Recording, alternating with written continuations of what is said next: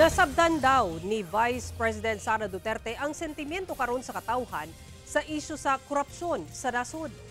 Matud ni Vice President Sara Duterte sa video statement niini nga gipagawa sa Office of the Vice President, gibutiag sa Vice Presidente nga nasabtan niya ang kasuko sa katawhan sa isyu sa korupsyon sa flood control.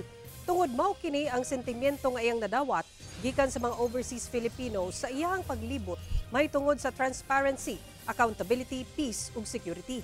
Saksi sab ang Vice Presidente sa gingong manipulasyon sa House of Representatives sa budget sa Department of Education. Tungod inay nga sundon ang listahan nga gisumite sa DepEd aron masolusyonan ang kakulangon sa classrooms, daw gihimong pork barrel ang pondo nga alang unta sa kaugmaon sa kabataan nga gibahin-bahin sa mga kongresista nga duol sa administrasyon. Gipili sab ni VP Sara nga dili malakip sa maong kontrobersiya, hinungdan nga nag-resign kini isip sekretary sa DepEd.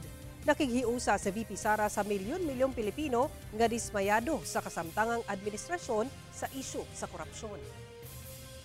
The President now faces a profound crisis of confidence, especially in the way these corruption investigations are being handled, which appear to lack both direction and result. We also seek clear answers on how a budget that deprived Filipinos of billions and billions of pesos was approved under his watch.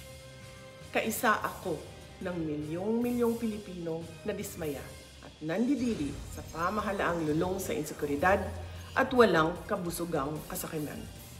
Ang karapatan nating magsalita at magpahayag ang sandigan ng demokrasya. Dapat itong pakinggan ng pamahalaan, hindi para isang tabi at baliwalain lamang. We Filipinos deserve better. The President now faces